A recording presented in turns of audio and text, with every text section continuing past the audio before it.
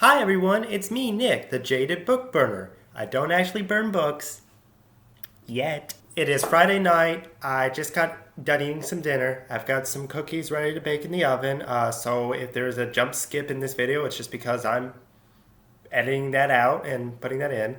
And today I am doing my first book haul video. And before we get into this, I just want to say these are actually books that some that I've recently bought and some that I've bought a while back. You may have seen an old picture on my Twitter or something about it. But I just want to let people know that these books exist and what series they're a part of. And two, I also want to apologize again for a long time since an upload because, again, I am in the midst of getting a new home, and that is a long and arduous process. But anyway, let's get started on all these juicy books. You can already see what some of the titles are there. So I'm just going to go in order from the ones that are most longest been in my possession, most oldest, whatever, and the most recent ones. So first is The Trials of Coley by M.R. Carey. This is the sequel to another book, The Book of Coley. They're a part of a trilogy. I think the last book, The Fall of Coley, may already be out or it comes out this year. I know that. This is the second book in the Rampart trilogy by M.R. Carey. If you don't know him, he wrote The Girl with All the Gifts. And I read the first book last year, I believe. And I just saw it on the bookshelf at Books A Million, thought it looked really interesting, and I decided I want to read it. The Rampart trilogy takes place in a post-apocalyptic England. Like, all of civilization has fallen, or not fallen, but they're now in these, like, little villages. You know, there's no cities or anything anymore. And it is about a boy named Coley who kind of speaks and narrates in this broken, like, kind of English. He lives in this village where everyone has to, eventually grow up and, take part in a role based on whether or not they bond with a certain device. And he wanted to bond with one of those devices, but it never happened because apparently the leaders of the village basically rigged it. So he snuck into the village, center, and he found an old Sony phone with a AI on it named Momo. And once that happens, a chain of events sets off that ends up with Coley leaving his village and discovering all the horrid, nasty people and sentient killer trees in the outside world. If I remember correctly, the Book of Coley ended with Coley coming out of this, a doomsday cult with Ursula, I believe that's her name, Ursula, leaving there with her and with a girl who was originally a part of that cult named Cup, and they try to go towards the ruins of London. According to this book, the second book, apparently they are going to London. Again, the blurb on the back doesn't give much, but I turned this book onto my friends on the Goodread. For the most part, they liked it. Some didn't like it. Coley is a very naive kind of kid. And I think he's sweet, but this is a coming-of-age story, so I hope he does learn things. I can't wait to get back into it and finally catch up with everyone, so I gave the first book 4 out of 5 stars, I believe. So I can't wait to get finally back into this. The next book is a YA book, Half a King by Joe Abercrombie. Yes. Joe? Yeah, Joe Abercrombie. I am very excited to read this. I know that Abercrombie is called Lord Grimdark. This is YA, so I don't think he'll go to the extent that his other books have gone. I believe First Law it's called. So this will be my first experience with Abercrombie. It takes place in a fantasy world where Prince Yarvi has vowed to regain a throne he never wanted, but first he must survive cruelty, change, and the bitter waters of the shattered sea. And he must do it all with only one good hand. Oh. Born a weakling in the eyes of his father, Yarvi is alone in the world where a strong arm and a cold heart rule. He cannot grip a shield or swing an axe, so he must sharpen his mind to a deadly edge.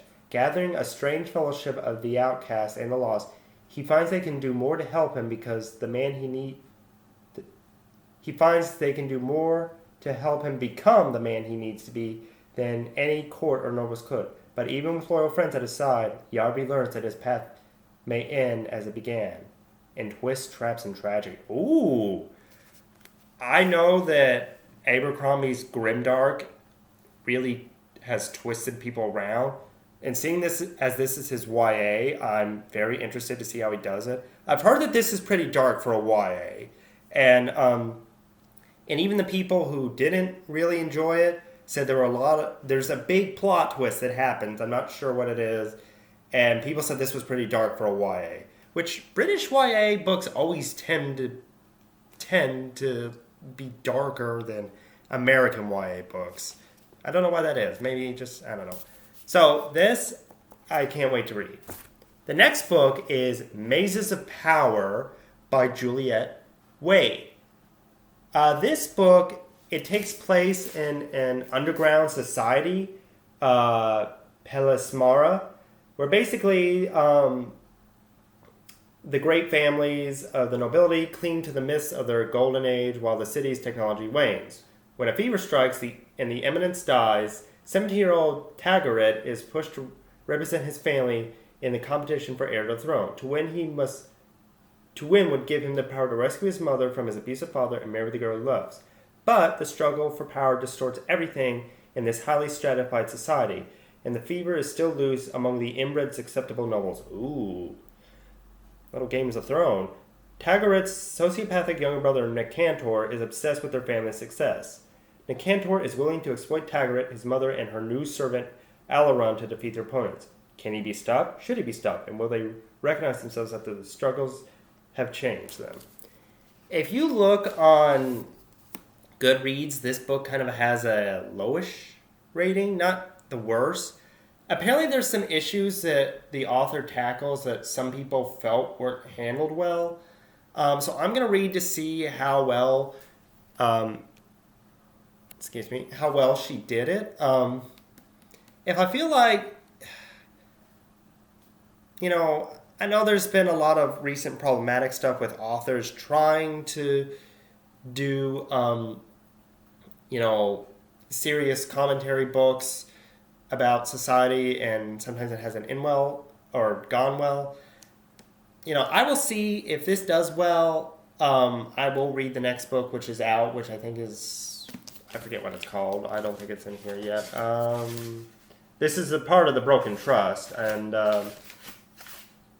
according to the author on Goodreads, there is multiple sequels coming out. So I think there's like 4 books total in this series. There will be 4 books, so I'll check it out, see if she handled it well or not, if there's any new ones, but whatever. The next book is one that I've been really excited to read for a while. I won't get to it in a while, but it is The Traitor, Baru Cormorant. I have heard a lot of stuff about this. This is a very brutal book. It's about a girl or a woman who's from this island nation where an empire known as the Empire of Mass comes and colonizes her people, conquers them, and basically does a number of horrific things to it, to her culture. They pretty much ban polyamorous marriage. They do very terrible things like corrective rape to many of the LGBT plus casts. And again, this is stuff that I know that happens. I haven't read it. I know based on blurbs and stuff. The main character, Baru, herself is a lesbian. And basically, she infiltrates her way up through the empire, or she will do that. And I've heard that this book, there's a lot that happens. And there's a lot of economics, apparently, that happens, which when I read those parts, I'm probably just going to scratch my head because I know nothing about economics. Um, again, it's about a girl who rises up through the empire that conquered her people, and she does terrible things along the way. I haven't been spoiled with anything, but I've been told some terrible things happen to people in this book. So, and then the next books that I got were Infinity Reaper by Adam Silvera. This is the sequel to Infinity Son, which was not the best book. I gave it 3 out of 5 stars because there were some things I liked, but the book was really criticized for its lack of world building. Only 2 characters really got any perspective. It's about 2 twin brothers, Brighton and Emil, but I think in the first book you realize that they aren't twins, yet they somehow look alike or something. I don't know. And they live in this world where basically heroes are real. There's like 2 groups of people: the Celestials, who are born with powers, and then the does this say Bloodcasters, who is that? No, Spectres. I'm sorry. Bloodcasters is a group, not a group of. Bloodcasters is a team. What was it? Spectres is a group of people who use some sort of magical alchemy to use the blood and attributes of mythical animals to give them superpowers. And basically, in the first book, Emil had the powers of a phoenix, and he was the reincarnation of some previous celestial, and he doesn't want the powers, but his power-hungry brother Brighton wants powers, and they join up with these team of heroes to stop the Bloodcasters, who is this evil group of specters, from doing terrible things, and some stuff happens. It wasn't the best book I've read, but I didn't think it was as terrible as most people thought, but this book is a lot thicker. The sequel, Infinity Reaper, is a lot thicker. At the end of the previous book, Brighton, the annoying twin brother, drank the power of a reaper or a ghost or something, and something happens to him. So I believe this will primarily follow his perspective.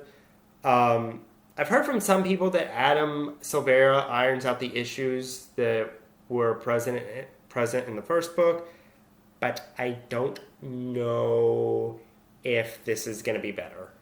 But I shall read and find out, and who knows, it might be better. Again, I didn't think Infinity Son was that bad, but it certainly had its flaws, so who knows? And the next book that I actually got the same day as Infinity Reaper was a book I've really wanted to read for a long time, Under the Pendulum Sun by Jeanette Ng. This was the book that won the British World Fantasy Award, and it is also its author, Jeanette Ng, is the reason why it's now called the British Fantasy Award instead of the Joseph Campbell Award, because she basically called him out as, a fucking fascist, which he was. This is a book that I've been interested in a long time because apparently it's inspired by many of the classic literature, especially Gothic fiction. It's about a young woman named Catherine Hellstone, whose brother is a missionary in the Victorian period, and he goes to Arcadia, the land of the fairy, or fae, they're real things in this world, to bring Christianity to them, and he doesn't respond. He goes basically MIA, and so Catherine goes after to find him.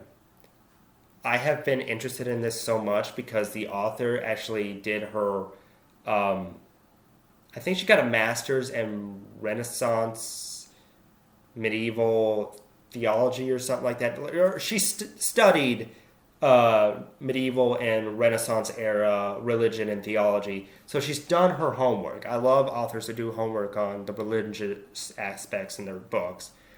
I've heard that this is crazy. I heard that it is lusciously written. It won an award, so it's got to win. But I've also heard that there's a plot twist. A friend told me there's a plot twist in there that might make me sick. I don't know what it is. I really can't wait to read this. This sounds like a book that I could do a master's thesis on. I've already done a master's thesis. I could do a PhD thing. Whatever. And then the next book was actually gifted to me by the author B.B. Alston, the author of Amari and the Night Brothers, a middle grade book. This book is Hybrid Child by Mariko Ohara. It is a Japanese science fiction horror novel. And the reason why B.B. Alston gifted this to me is that his book, Amari and the Night Brothers, it's been on like the New York Times bestseller list when he sent me this, it was on the New York Times bestseller list for 10 weeks. And so every weekend he did a giveaway, and I was one of those winners, and I asked for this. This book was actually written originally in Japanese back in 1990, and it wasn't translated completely until 2018. And the translator of this is Jody Beck, and I believe this is for a line of books by the University of Minnesota Press. This book, I've heard about it, I've seen it on Goodreads, and apparently a lot of people had mixed feelings on it.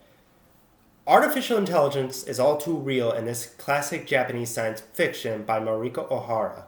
Jonah, a child murdered by her mother, has become the spirit of an AI-controlled house where the rogue cyborg, once known as Sample B number 3, takes refuge. Making a meal of the dead girl buried under the house, number 3 takes Jonah's form. On a faraway planet, Caritas, an outpost of human civilization, the female AI system that governs society has become insane. Meanwhile, the threat of the Adiaptron Empire, the machine race that number 3 was built to fight, grows stronger. With the familiarity of a fairy tale, O'Hara's novel traverses the mysterious distance between body and mind. I like that.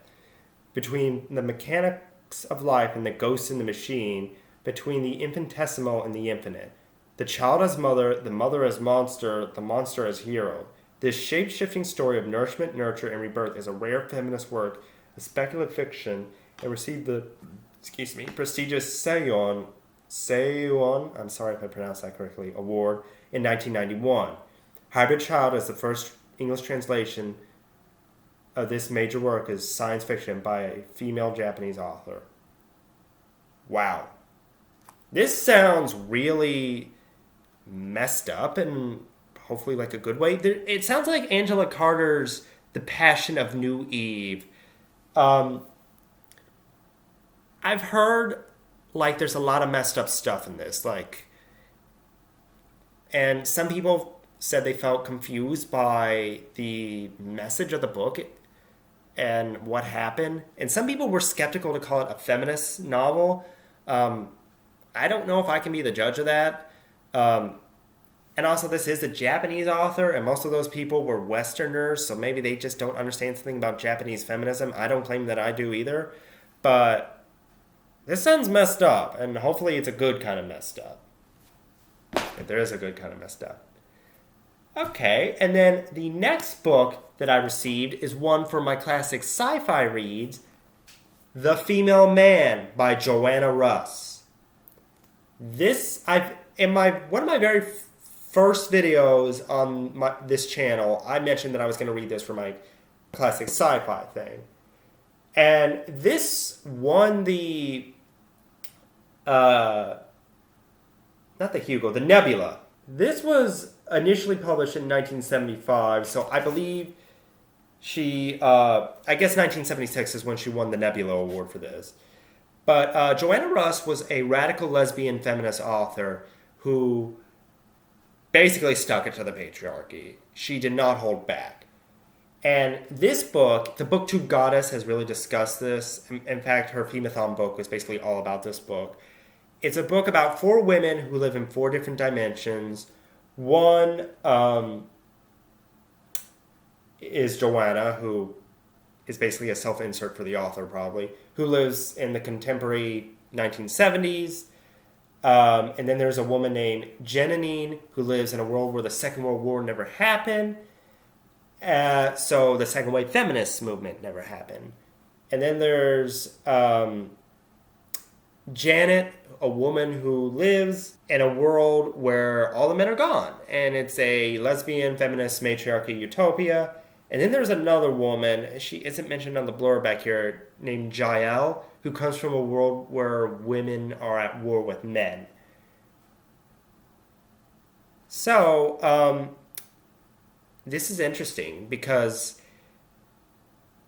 Ursula K. Le Guin, the author of The Left Hand of Darkness, hated this book. She, in fact, called it just the gender flop version of a John Wayne movie. I've heard that this is a book where basically the author does not pull any punches about how she feels about men. So I'm ready for the man hate, but I have looked up more of Joanna Russ's work, and they sound like short stories that I would like to read. So after this, and this isn't the first time I've read her. I've read her novella, We Who Were About To, just to get used to her writing. And apparently I learned that was like her weakest work. But I'm interested to get in this one. And then the next book I read that I got is also a part of my classic sci-fi reads. And it is Chunky Satine by C.J. Cherry. I have been wanting to read this for a long time because it is about clones. And it takes place in this big sci-fi universe that she created. And this was originally published as 3 separate novels or books. And I was debating about whether getting all this book in one or getting those 3 separate novels, because those 3 separate books, I keep saying novels and books, those 3 separate books have very nice retro covers. But someone told me that this is a story where a lot is referenced in the past, so you kind of have to flip through. So it's probably best to read this. And it's about a woman named Ariane, I believe, who was murdered. And so they clone her because she was a very important figure. And from what I know, they try to make that clone go through all the things that the previous Ariane did. But apparently the previous Ariane was not who she seemed. It's chunky, and it might take me a while to get through. I'm almost done with Stranger in a Strange Land, and that has taken a while. So this is going to be a beast to get through. And then the final book I got I actually just got this like a day or two ago, was an arc of Sianan Smart's Witches Steeped in Gold. I have been interested in this book since Sianan first announced it back on Twitter. It's about Caribbean witches. Araya has spent her life in a cell, but she'll have her vengeance one day. Jasmine is the Doyenne, I'm sorry if I pronounced that wrong, Doyenne's daughter, but she has no intention of dying to strengthen her mother's power. Sworn enemies, these 2 witches enter a deadly alliance to take down a mutual threat. But revenge is a bloody pursuit, and nothing is certain except the lengths they will go to win this game. This was actually sent to me by the author herself. It took a while to get here, just because, again, it's a pandemic and she lives in England. And this will be out soon, but I don't mind.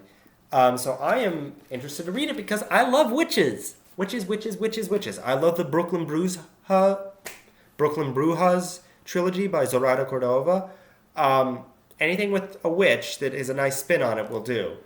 And look at that cover. That is so cool. Congrats, Sianan. So, that is my first book haul. I know this was a bit scatterbrained because I already know about some of these books, and I've had some of these books a while, but I want to do something different for my channel. If you have read any of these books, let me know what you thought. Don't spoil. And if you haven't heard any of these books, you have something new to add to your TBR. If you like what you saw, hit like, subscribe, ring that bell, and I will see you guys in the next video. Again, sorry for the delay. I love you all. Bye-bye.